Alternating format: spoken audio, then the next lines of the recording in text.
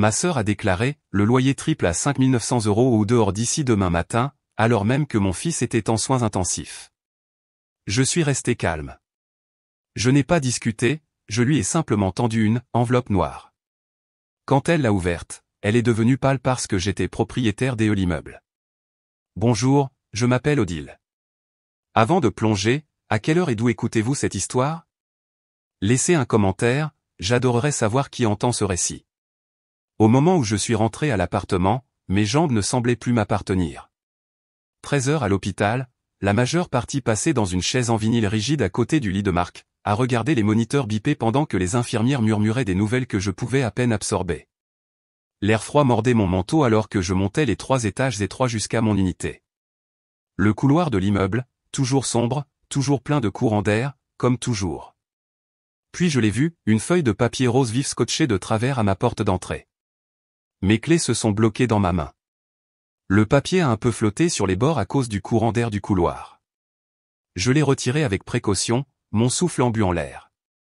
La première ligne a frappé comme une gifle, à effet immédiat, le loyer passe de 11 900 € à 5 900 €. Payer ou quitter les lieux avant 10 heures demain.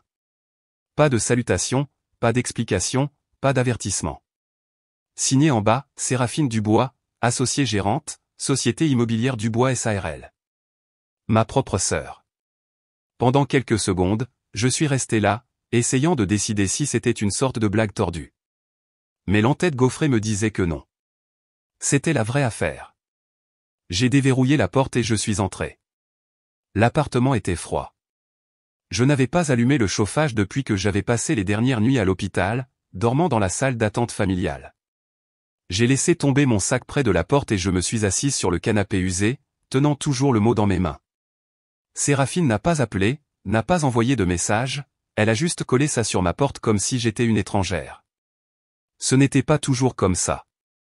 Il y a 8 ans, je suis revenu ici quand papa a commencé à tomber malade. J'ai renoncé à une promotion à Marseille, j'ai emménagé dans cet appartement, l'unité 3B, pour aider. À l'époque, Séraphine a juré que nous réglerions l'héritage plus tard, disant que tout était détenu en fiducie jusqu'à la finalisation de la succession. Je l'ai cru.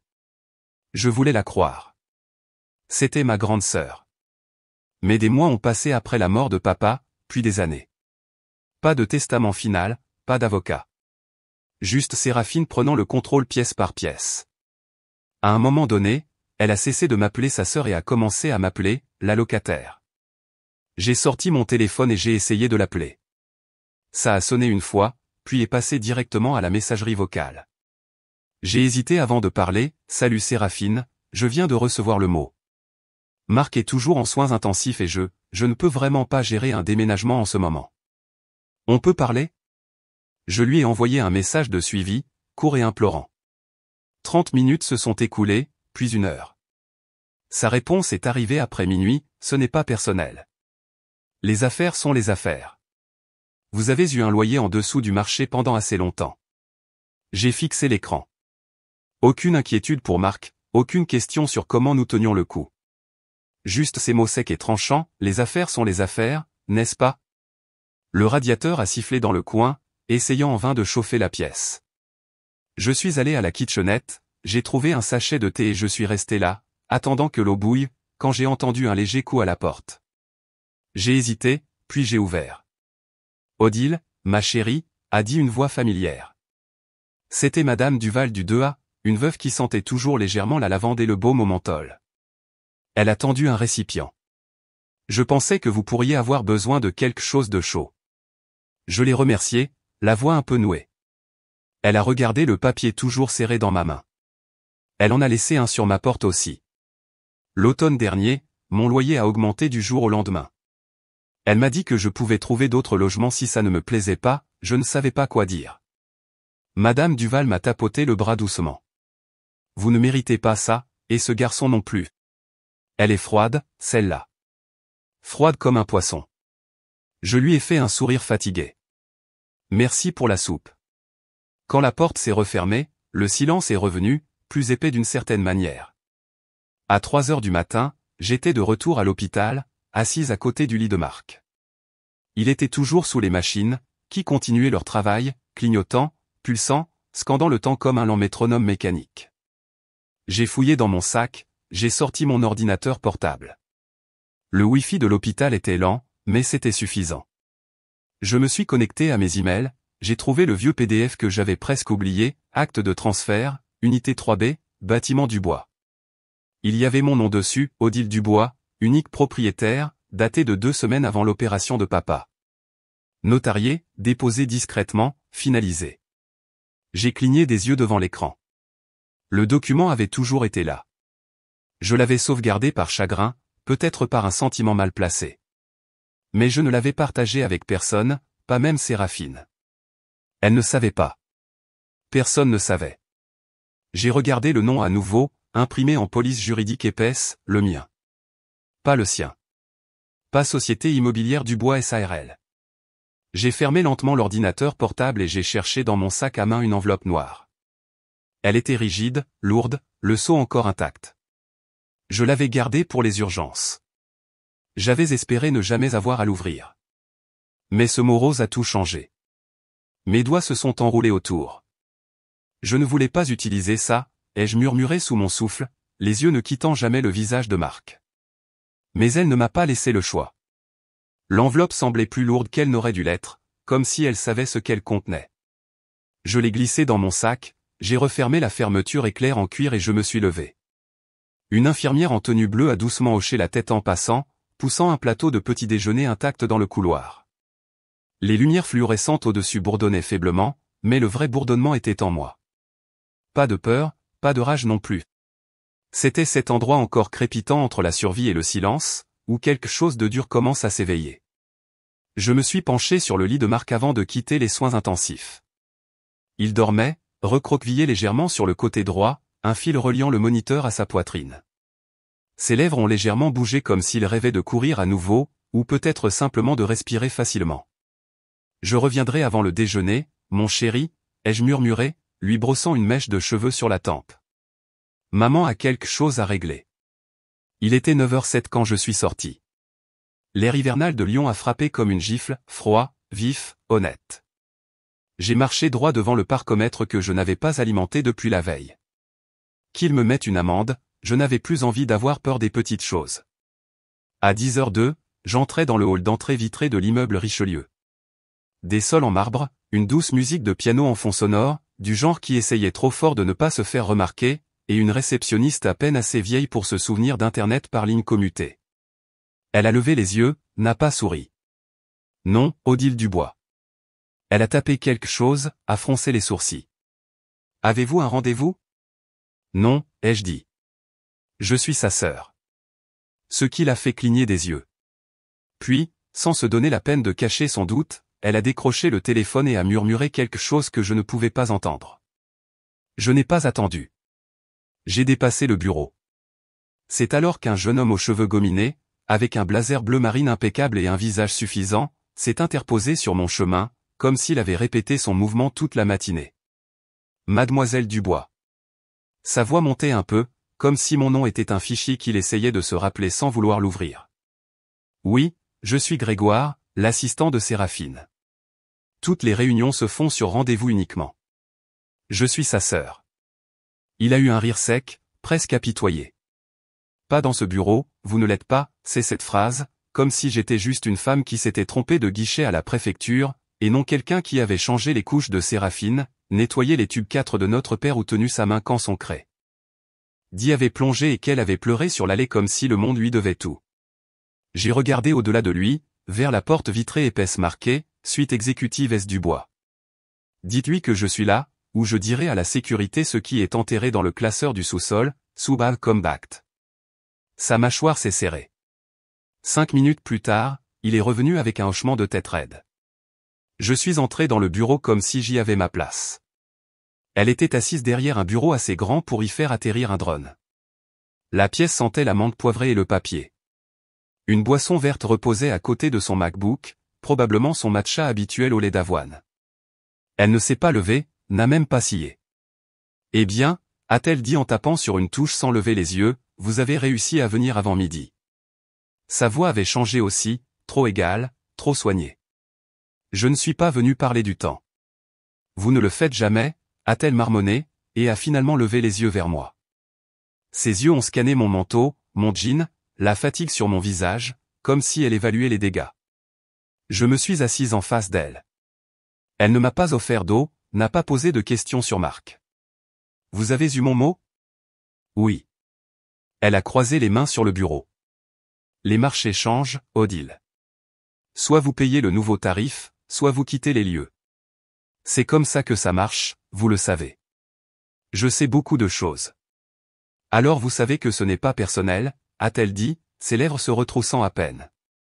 C'est les affaires. Ça l'a toujours été. J'ai fouillé dans mon sac, j'ai sorti l'enveloppe noire et je l'ai posée sur son bureau comme une bombe silencieuse. Avant que vous ne débitiez plus de phrases juridiques, vous devriez lire ceci. Elle a hésité. C'était nouveau. Puis elle a sorti le document, ses yeux se déplaçant rapidement de gauche à droite. Puis plus lentement. Sa main a légèrement tressailli en bas, là où le sceau du notaire accrochait la lumière. C'est. A-t-elle commencé? C'est l'acte. Entièrement notarié. Daté de 2 mois avant le décès de papa. Je suis la propriétaire légale. Pas partielle. Pas en attente.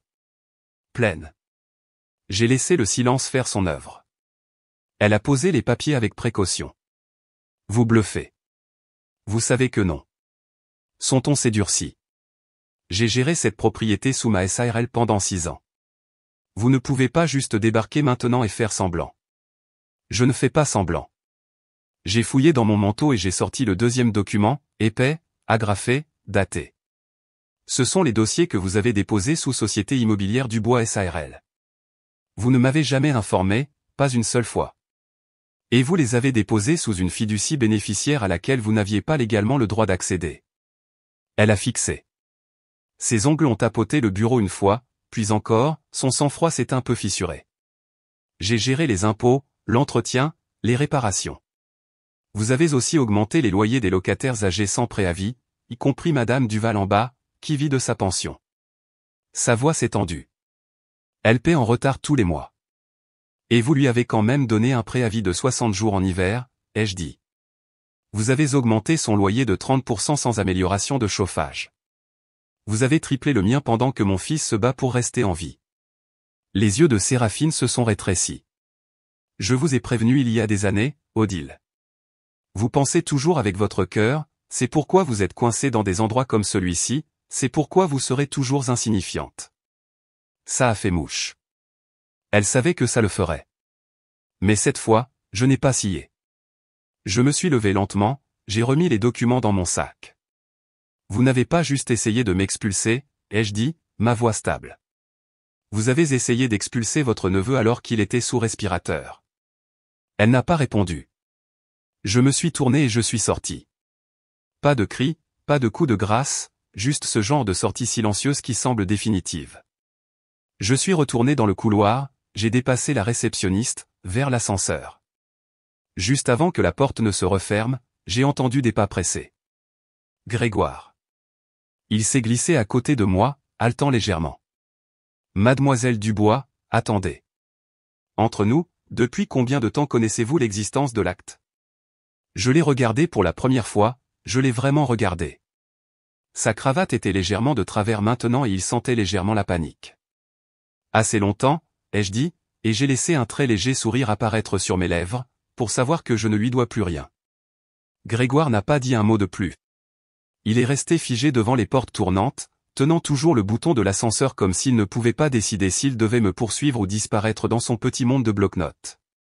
Je n'ai pas attendu de savoir. Je suis sorti dans le froid de l'air de Lyon, j'ai laissé les portes vitrées se refermer derrière moi et j'ai marché les 3 pâtés de maison jusqu'à mon immeuble sans même regarder l'heure. 2 jours ont passé. Je n'ai rien fait de bruyant. Je n'ai pas crié, ni averti, ni envoyé un seul email d'avertissement. Mais j'ai dormi avec l'enveloppe à côté de mon lit, et j'ai bien déposé une chose, une demande d'inspection anonyme, pas seulement pour mon unité, mais pour toute la propriété. Parce que ce n'était plus seulement moi, pas après ce que Séraphine avait essayé de faire à Marc. Au 2e matin, j'étais debout avant le lever du soleil, triant les papiers de sortie d'hôpital de Marc sur la table de la cuisine. La lumière dans le salon était toujours éteinte et le radiateur claquait comme d'habitude en hiver, plus de bruit que de chaleur. Je relisais la section allergie de sa liste de prescriptions quand on a frappé à la porte, 3 coups courts, fermes, délibérés. J'ai ouvert pour trouver 2 personnes en veste sombre émises par la ville. Un homme plus âgé aux yeux fatigués, une femme avec un bloc-notes sans fioriture. Mademoiselle Dubois, a demandé l'homme. Oui. Nous sommes du service du logement et des affaires urbaines de Lyon, répondant à une demande d'application du code. Ça vous dérange si nous entrons? J'ai hoché la tête une fois, pas de dramatique, j'ai juste ouvert la porte plus grand et me suis écarté. Ils se sont présentés, Monsieur de Lalande et Madame Leroy, puis n'ont pas perdu de temps. La femme a levé sa tablette, l'homme a jeté un coup d'œil aux plaintes comme s'il savait déjà où étaient les problèmes. Nous commencerons par les parties communes, puis votre unité, a dit Madame Leroy. Y a-t-il un accès au sous-sol? Oui, ai-je répondu, mais vous voudrez peut-être un masque. Ça sent le carton mouillé là-bas, les bonjours. Ils ont échangé un regard rapide, et je pouvais dire que ce n'était pas la première fois qu'ils avaient affaire à ce genre de propriétaire ou à ce genre de moisissure. Au moment où ils ont terminé l'audit du couloir et de la cage d'escalier aux charnières rouillées, boulons de rampe manquants, luminaires desserrés, j'avais préparé une cafetière. Ils n'en ont pas pris, ils ont juste continué à se déplacer de pièce en pièce, méthodiques et silencieux. À un moment donné, je me suis tenu près de la fenêtre, observant le rideau de ma voisine tressaillir de l'autre côté du hall. Quelques portes se sont entr'ouvertes. Un homme du 4B a jeté un coup d'œil avec sa bouteille d'oxygène. De quelque part dans le couloir, un murmure a flotté, « Vous l'avez enfin fait, n'est-ce pas ?» C'était Madame Duval du 3A. Elle avait l'air plus âgée que dans mes souvenirs, plus pâle. Je n'ai pas dit grand-chose, j'ai juste rencontré son regard et j'ai fait un petit hochement de tête. Il est temps que la vérité ait de l'air, ai-je dit. Monsieur de Lalande est revenu à l'étage juste au moment où elle fermait sa porte. Nous aurons besoin de photos de la chaufferie et des conduites d'arrosage aussi. Cet endroit n'a pas subi une révision complète depuis des années. Je les ai suivis de nouveau en bas, à travers la porte en bois gondolée qui se fermait à peine. Les lumières du couloir ont vacillé alors que nous entrions dans le sous-sol. Une ampoule bourdonnait fort, le genre qui donne l'impression que quelque chose est sur le point d'exploser. Des taches noires traçaient le mur au-dessus du chauffe-eau. Monsieur de Lalande a sorti une lampe stylo et a marmonné, « Ça là, ce n'est pas juste l'âge, c'est de la négligence. » Il n'a pas prononcé le nom de Séraphine. Il n'en avait pas besoin. À 9 heures du matin, ils avaient rempli 3 pages de notes de violation, toutes photographiées et horodatées. Ils documentaient tout. J'ai répondu quand on m'a demandé.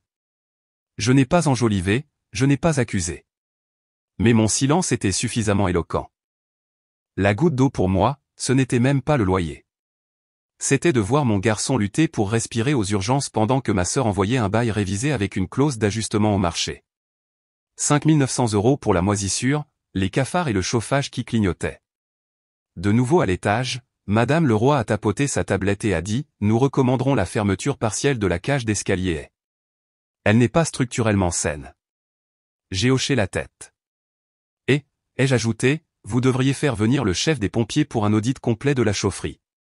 Je ne fais confiance à rien de ce qu'elle a touché. L'inspectrice m'a regardé un instant. Vous ne plaisantez pas, n'est-ce pas? J'ai expiré.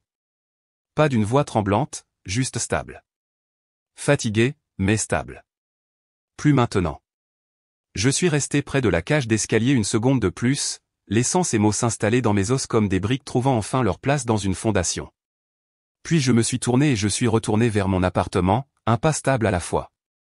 Je n'ai pas regardé par-dessus mon épaule. Séraphine s'était trop habituée à ce que les gens sient quand elle claquait des doigts.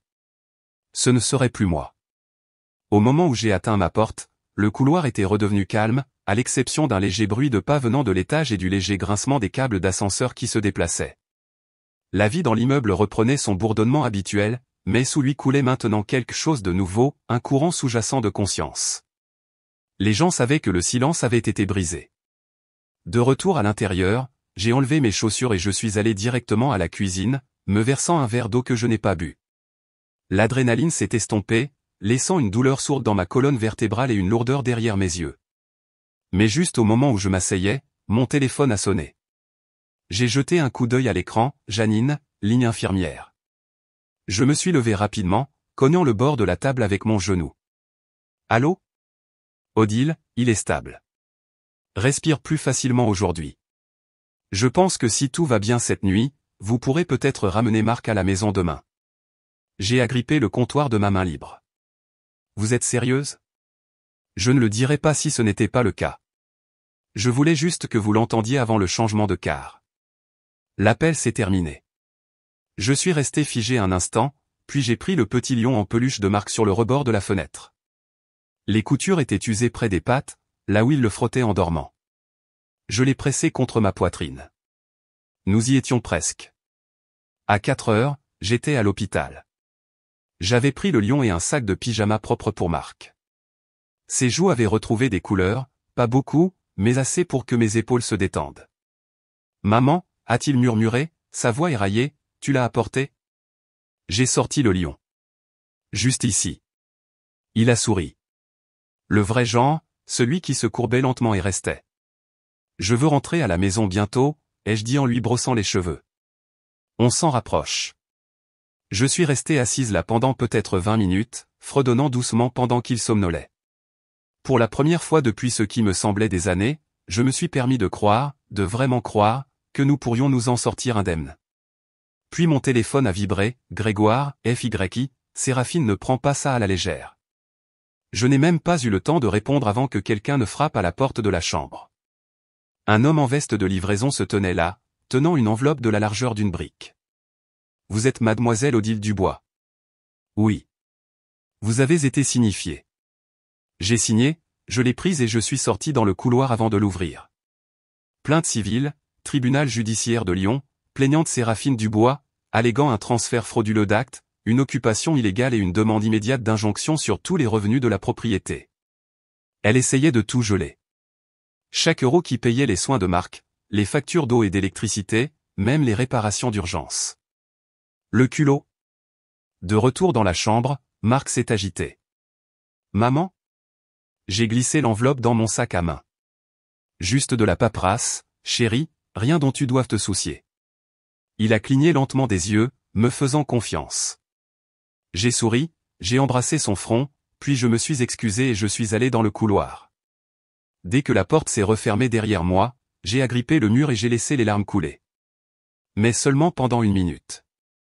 1. J'ai compté. Puis j'ai pris une profonde inspiration, j'ai sorti mon téléphone et j'ai commencé à appeler des gens, ma vieille amie parajuriste du collège communautaire, une avocate spécialisée dans les droits des locataires que j'avais rencontrée l'année dernière à un forum lyonnais, un gars que Grégoire avait mentionné et qui était spécialisé dans les litiges immobiliers. Je n'attendais pas que le feu de Séraphine brûle tout. Je construisais un pare-feu. Le lendemain matin, j'étais devant le tribunal civil de Lyon à 8h15. Blazer repassé et documents soigneusement classés dans une chemise cartonnée. Je n'avais pas une équipe juridique chic, mais j'avais des faits et je savais lire les petits caractères. À l'intérieur, la greffière a jeté un coup d'œil à ma carte d'identité et a fait une pause. « Oh » a-t-elle dit, les sourcils levés, « vous êtes Seth Dubois. » J'ai hoché la tête, sans surprise.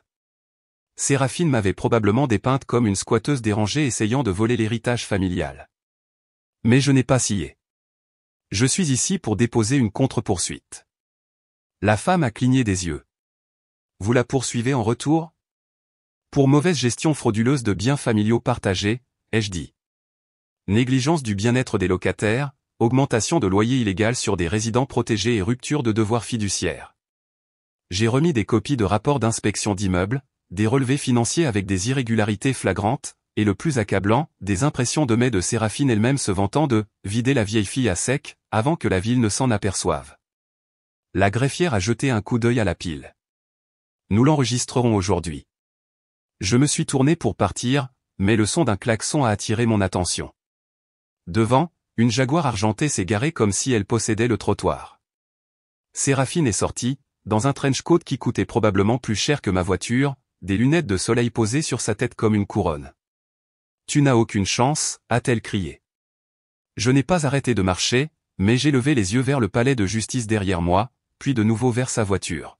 « Vous avez oublié une chose. » Elle a incliné la tête. « Quoi ?» La vérité laisse des traces écrites, et j'ai tout gardé. Son sourire en coin a vacillé, juste une seconde. Puis elle a craché, « On se voit au tribunal, petite sœur. » Je n'ai même pas jeté un coup d'œil en arrière. Pas si les services fiscaux te voient avant. Le sourire en coin de Séraphine est resté une seconde de trop. Je n'ai pas scié, j'ai juste tourné le dos, j'ai descendu les marches du palais de justice et j'ai laissé le vent emporter son parfum loin derrière moi. Ces menaces n'avaient plus le même effet, pas quand j'avais quelque chose de solide, quelque chose sur quoi elle ne comptait pas, des preuves. Le lendemain matin, j'étais assise en face de Maya Lefebvre. Costume impeccable, regard encore plus perçant, à l'intérieur d'un cabinet qui ne croyait pas aux secondes chances pour les criminels. Le bureau était calme, pas de photos encadrées au mur, juste des classeurs, des presse-papiers en laiton et une machine à café qui sifflait comme si elle prenait les choses au sérieux.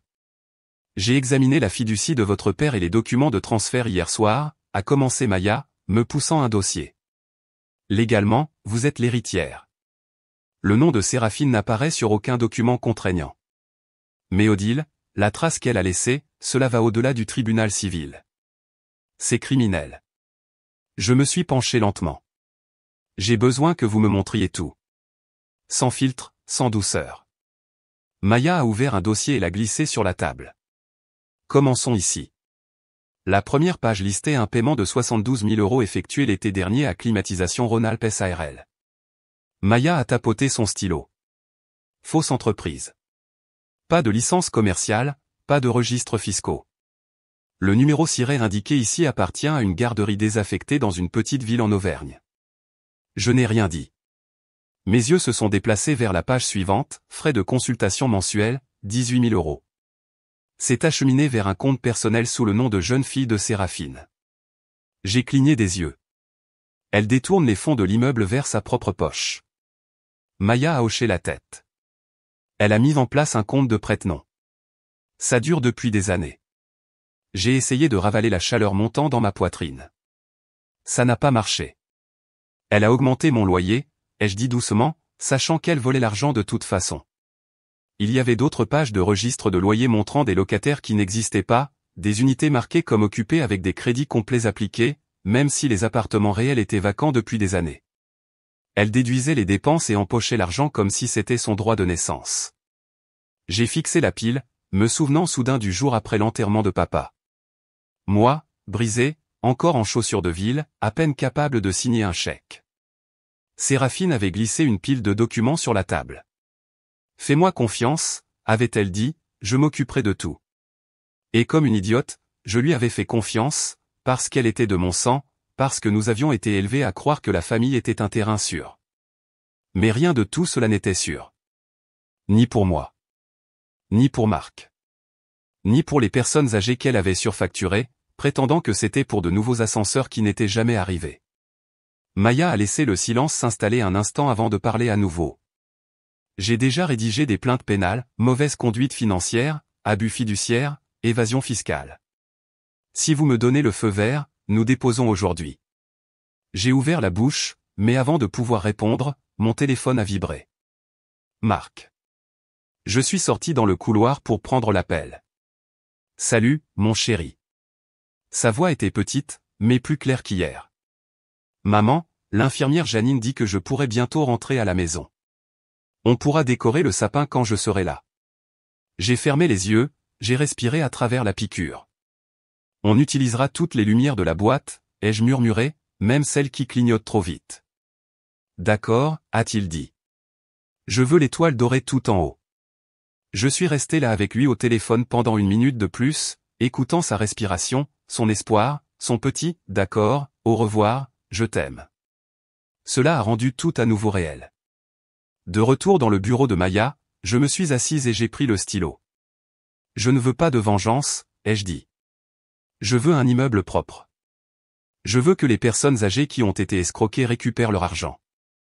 Je veux une maison où mon fils pourra revenir sans entendre les mots expulsion ou mère indigne. Maya a hoché la tête une fois. Alors nous faisons cela selon les règles et nous le rendons public. Nous avons tout revu, ligne par ligne. Elle a mis en évidence les documents les plus accablants. Elle a retrouvé des emails archivés de l'assistante de Séraphine, ceux qui laissaient entendre une double comptabilité et des frais non enregistrés. Quand nous sommes arrivés au dernier dossier, Maya a hésité. Ses doigts ont plané au-dessus de l'onglet. Il y a une dernière chose. Elle a glissé une copie d'un transfert notarié sur le bureau. Ça me semblait familier jusqu'à ce que je voie la signature. Attendez, ai-je dit en fronçant les sourcils, ça devrait être la mienne. Elle a tourné le document et a montré du doigt. Regardez de plus près. Cette version, elle a été utilisée pour autoriser des retraits, des transferts, même des résiliations de bail. Mais l'encre, la pression du stylo, tout est faux. Nous avons effectué une analyse forensique, ce n'est pas votre écriture. Ma gorge s'est comme refermée une seconde. Elle a forgé ma signature.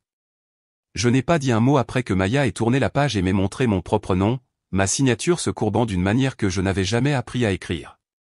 J'ai juste hoché la tête, lentement et sûrement, comme si quelque chose en moi était devenu froid. Au moment où je suis sorti de son bureau, le vent s'était levé. Le froid de décembre s'est glissé sous mon col et j'ai serré mon manteau.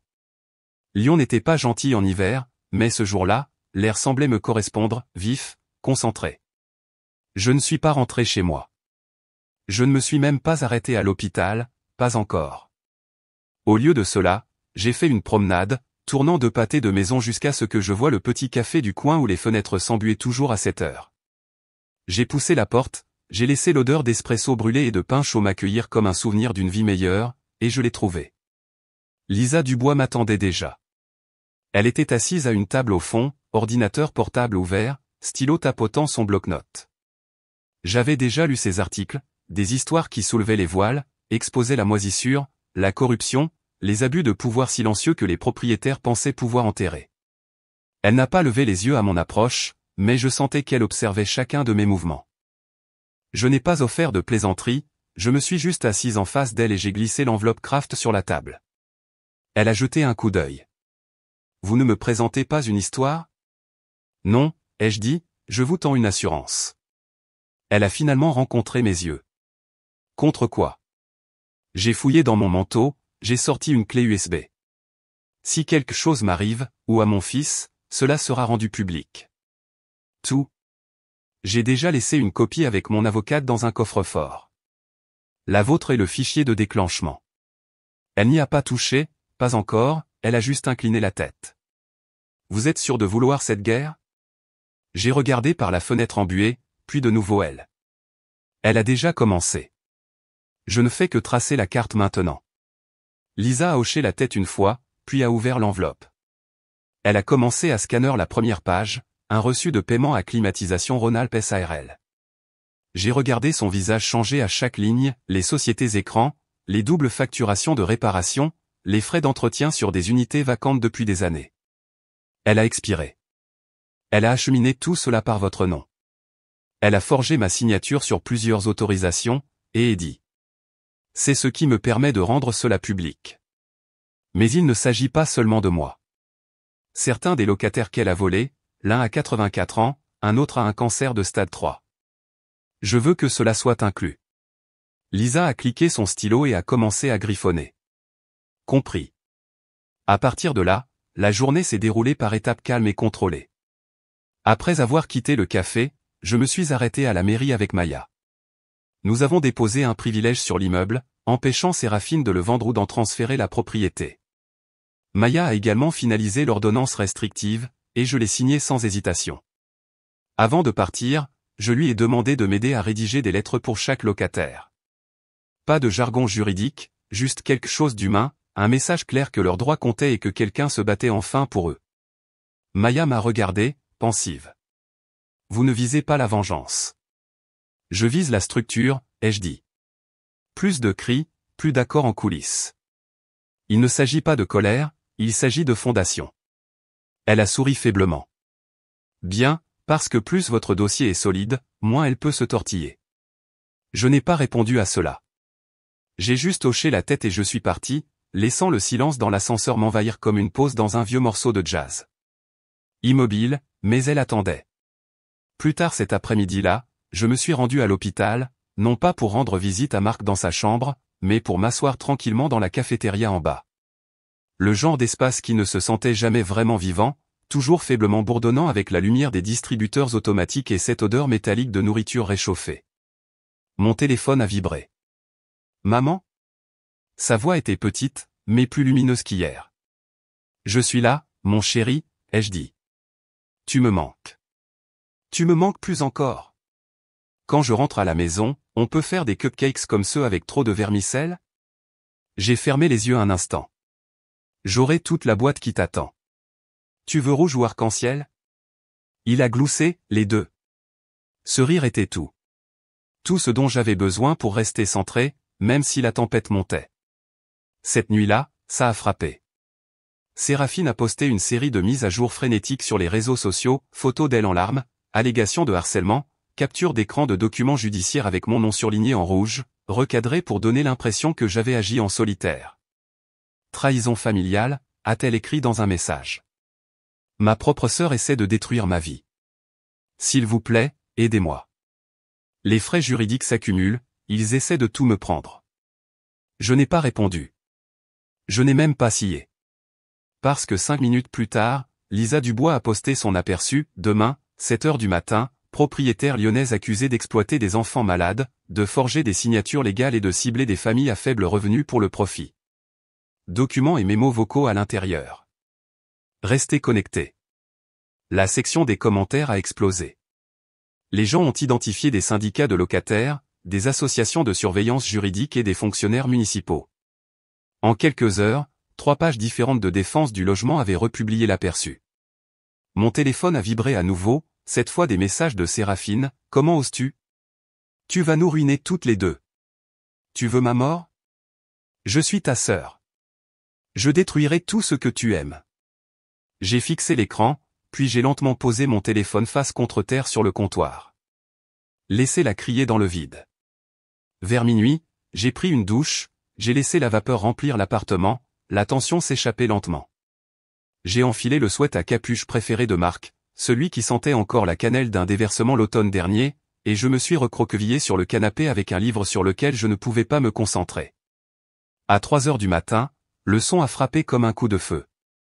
Bang! Je me suis redressé d'un bond. Un autre coup, celui-ci faisant vibrer la porte. J'ai attrapé mon téléphone.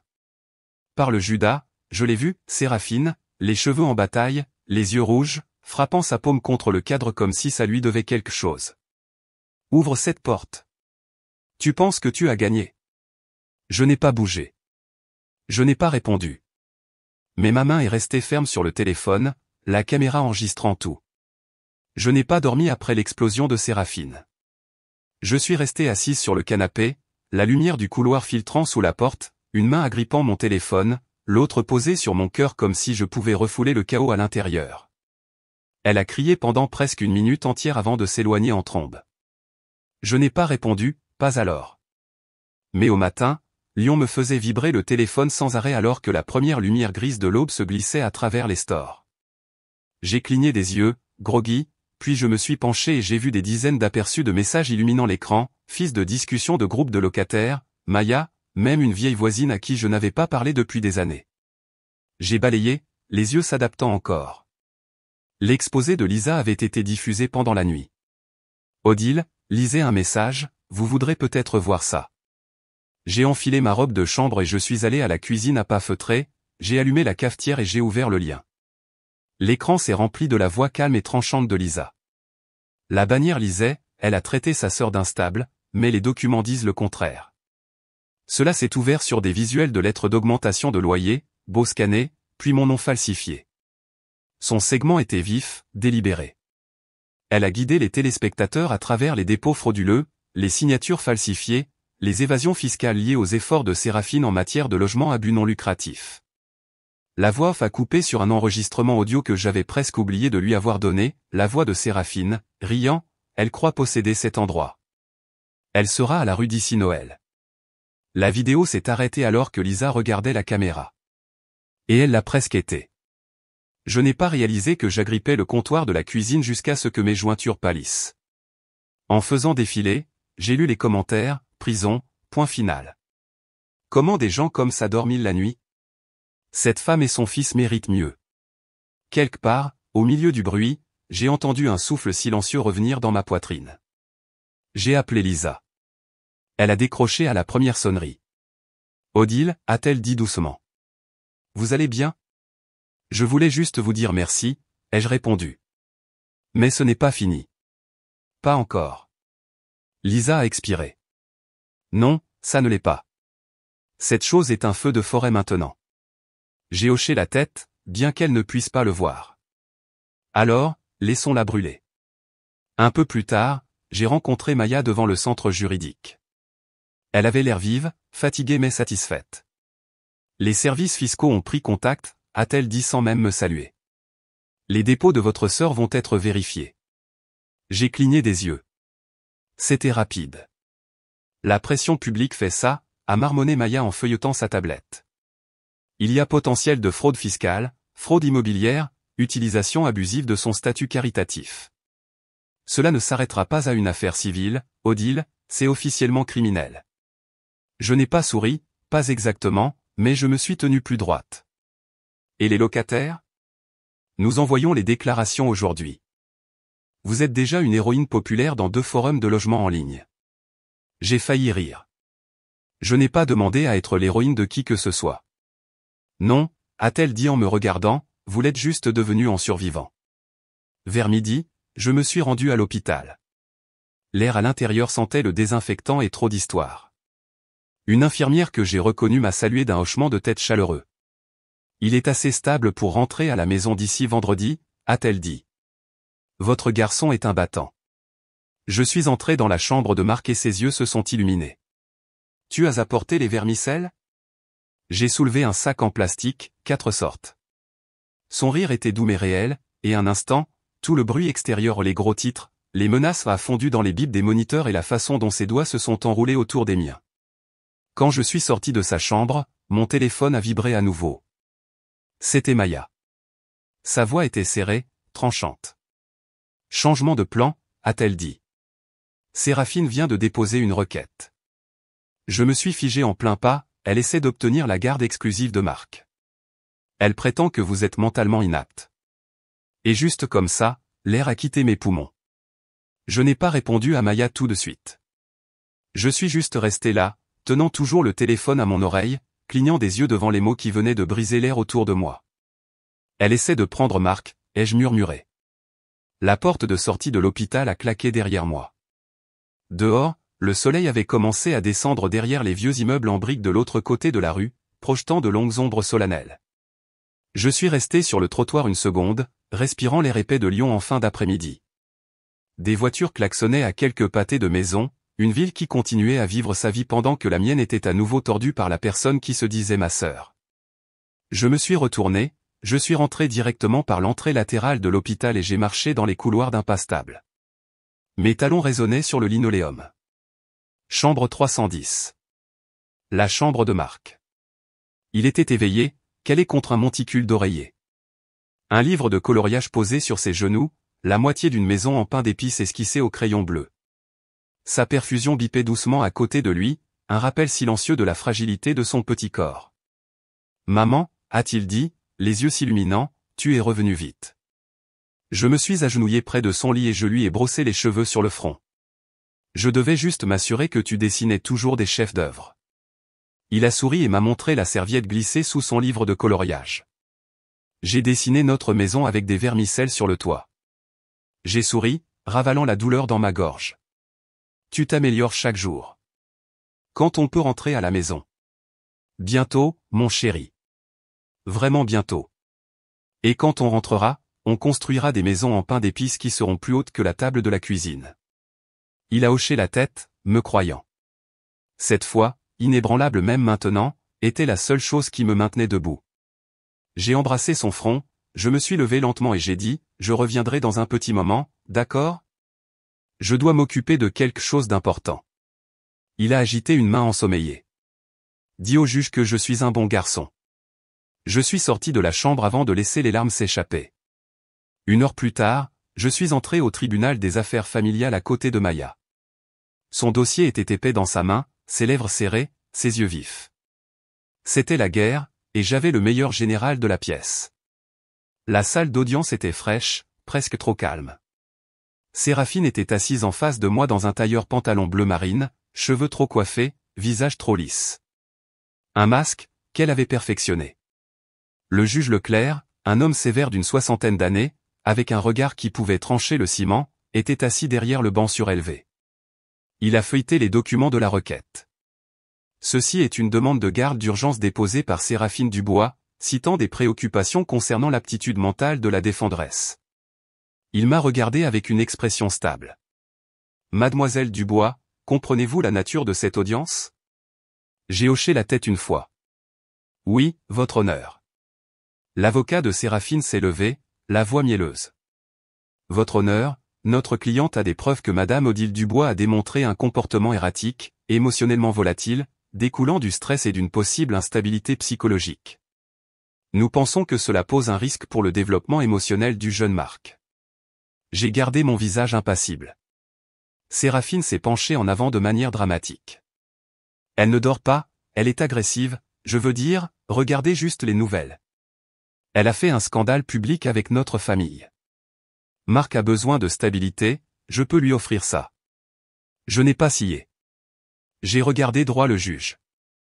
Votre honneur, pendant que mon fils était en soins intensifs, elle a augmenté mon loyer à près de 6 000 €. Dites-moi, cela ressemble-t-il à de la stabilité? La pièce s'est tue. Le front de Leclerc s'est légèrement arqué. Maya s'est levée, calme, posée, mortelle. Si la cour le permet, j'aimerais présenter des preuves. Elle a remis une pile imprimée, messages, emails, déclarations de locataires. Voici des messages où la requérante qualifie l'enfant de, et je cite, juste un levier. Et un autre, si l'empire, peut-être qu'elle craquera enfin. Leclerc a baissé les yeux, lisant en silence, sa mâchoire se contractant. Maya n'a pas arrêté. Nous avons également des déclarations de 2 anciens locataires, tous 2 âgés, qui rapportent que la requérante a affirmé que Marc n'était pas de la vraie famille et les a expulsés lorsqu'ils ont protesté. Puis est venu l'enregistrement vocal. Une pression sur un bouton, et la voix de Séraphine a rempli la pièce, elle croit posséder cet endroit, qu'elle se noie dans les factures. Ce gamin ne sera pas là longtemps si elle continue de lutter. Le silence qui a suivi était glaçant. Je me suis levé quand Maya m'a fait signe. Je n'ai jamais demandé de charité, ai-je dit, la voix stable. J'ai payé mon loyer, j'ai suivi toutes les règles. Je suis même restée silencieuse quand ma sœur se moquait de moi à table. Mais je ne resterai pas silencieuse quand il s'agit de mon fils. J'ai jeté un coup d'œil à Séraphine. Elle est ma sœur, mais elle m'a dit un jour, la famille ne te doit rien. Et peut-être que c'est vrai, mais ce qu'elle fait n'est pas de l'amour, c'est du contrôle. Je me suis tourné vers le juge. Il est toute ma vie. Je l'ai baigné pendant ses fièvres, je l'ai tenu pendant ses crises, et je lui ai dit qu'il serait toujours en sécurité. Si cela me rend instable, alors je l'assume. Le juge n'a pas parlé pendant un long moment. Il a posé la pile de papier, a croisé les mains et a finalement dit « demande de garde rejetée ». Mon souffle s'est coupé. Il a continué « cette cour accorde la garde exclusive d'urgence à Odile Dubois, avec effet immédiat. Une ordonnance restrictive temporaire est délivrée contre la requérante. De plus, sur la base des documents soumis, j'ordonne une enquête financière sur les transactions immobilières de la requérante. » Le marteau a frappé, un bruit comme le tonnerre. Alors que la salle d'audience se vidait lentement, je me suis levé, chaque partie de moi tremblait, mais je tenais toujours debout, toujours mienne. Dehors, le couloir était calme. Séraphine est passée avec des yeux rétrécis. Sa voix était basse, venimeuse. Tu penses que c'est fini? Tu vas le regretter. J'ai soutenu son regard sans ciller. Non. Je vais reconstruire. Tu pourriras dans ce que tu as construit. Elle est partie en trombe. Maya s'est approchée, un autre dossier à la main. Elle m'a regardé, plus lentement, plus attentivement. Il y a autre chose. Êtes-vous prête à voir ce que votre père a laissé derrière lui? La voix de Maya ne montait ni ne descendait, elle a juste demandé, comme si elle savait déjà que je dirais oui. J'ai hoché la tête lentement, non pas parce que j'hésitais, mais parce que quelque chose en moi était déjà devenu calme, comme si j'avais marché dans une tempête pendant des mois et que maintenant le tonnerre était derrière moi, pas au-dessus. 2 semaines s'étaient écoulées depuis l'audience. L'immeuble était devenu plus calme d'une autre manière. Non plus avec la peur, mais avec le calme qui vient après que les cris cessent. Maya m'a conduite dans son bureau. Elle n'a pas précipité les choses, elle a juste ouvert un tiroir, a sorti un dossier et l'a glissé sur la table. Société immobilière Dubois SARL, a-t-elle dit. Unique propriétaire, Odile Dubois. J'ai fixé la page tamponnée, propre, net, mon nom en lettres capitales, scellé il y a 3 ans. Il y a une note jointe. Il l'avait laissée avec l'avocat qui avait géré le transfert de titre, lui disant de la garder jusqu'à ce que le moment soit venu. Il m'a appelé le matin après la naissance de Marc, disant qu'il avait pris sa décision. Maya m'a tendu une plus petite enveloppe, de couleur crème. L'écriture de mon père s'étirait sur le devant, au cas où il vous ferait oublier qui vous êtes. À l'intérieur, sur une seule page pliée, il avait écrit « Cet endroit est à toi. Non pas parce que je te l'ai donné, mais parce que tu as été là quand personne d'autre ne l'était. Tu as apporté de la chaleur à des murs qui étaient froids. Si jamais quelqu'un essaie de te chasser, utilise ceci. Non pas pour le pouvoir, mais pour la vérité. Pour Marc. Pour la paix. » J'ai plié la lettre et je l'ai replacée doucement dans l'enveloppe. Pas de larmes, juste un souffle, le genre de souffle que l'on trouve quand on arrête de le retenir. Les comptes de Séraphine, ai-je demandé. Maya s'est penchée en arrière. La cour a agi vite une fois qu'ils ont réalisé qu'elle collectait illégalement les loyers. Elle a été condamnée à rembourser plus de 240 000 € de fonds de locataires mal utilisés. Et l'avis d'expulsion, elle l'a reçu il y a 2 jours par le comité de l'immeuble lui-même. Les locataires ont voté, disant « Il est temps que l'immeuble appartienne aux gens qui y vivent vraiment ». Elle a fait une pause. Je n'ai pas eu à dire un mot. Le silence qui a suivi n'était pas pesant, il était mérité. Plus tard cet après-midi-là, j'ai traversé les couloirs de l'immeuble. Madame Moreau du 2B arrangeait de nouveaux rideaux dans la salle commune, de nouveau ouverte pour la première fois depuis des années. La lumière filtrait par ses grandes fenêtres. Des dessins d'enfants étaient scotchés au mur. Quelqu'un avait commencé à laisser du pain frais dans la cuisine partagée, pas acheté en magasin, le genre fait maison, encore chaud. Je suis passé devant le vieil ascenseur où Marc avait pleuré autrefois parce qu'il sentait l'eau de Javel et le moisi. Maintenant, de l'huile de lavande était glissée derrière le panneau de contrôle. De petites touches de soin. De petites choses qui n'étaient plus si petites. La fresque murale avait été installée il y a 2 jours, Marc et 2 autres enfants, tous souriants, les bras tendus en peinture. En dessous, en lettres capitales, la famille, c'est ceux qui sont là quand ça compte. Ces mots m'ont glacé, non pas parce qu'ils étaient parfaits, mais parce qu'ils étaient vrais. J'ai continué à marcher. De retour dans notre appartement, j'ai trouvé Marc sur le balcon. Il tirait un plant de tomates en pot vers le soleil. Doucement avec ça, mon chéri, ai-je dit en m'approchant. Il a souri. Je fais un jardin, comme tu as dit. Regarde, la menthe pousse plus vite que le basilic. Oui, peut-être qu'elle fait la course pour nous impressionner. Il a ri, un rire plein, profond, que je n'avais pas entendu depuis des mois, le genre qui résonne sur les briques et élève tout ce qu'il touche. Maman, a-t-il dit en s'installant à côté de moi, c'est à nous, n'est-ce pas? Tout est à nous. J'ai regardé le toit, le ciel, l'endroit qui m'avait autrefois emprisonné. Ce n'était plus le cas. Tout, mon cœur. Pas seulement l'immeuble. La paix aussi. Il a hoché la tête, comme s'il le savait déjà. Puis il a tendu un cupcake légèrement écrasé. Je t'ai gardé le rose.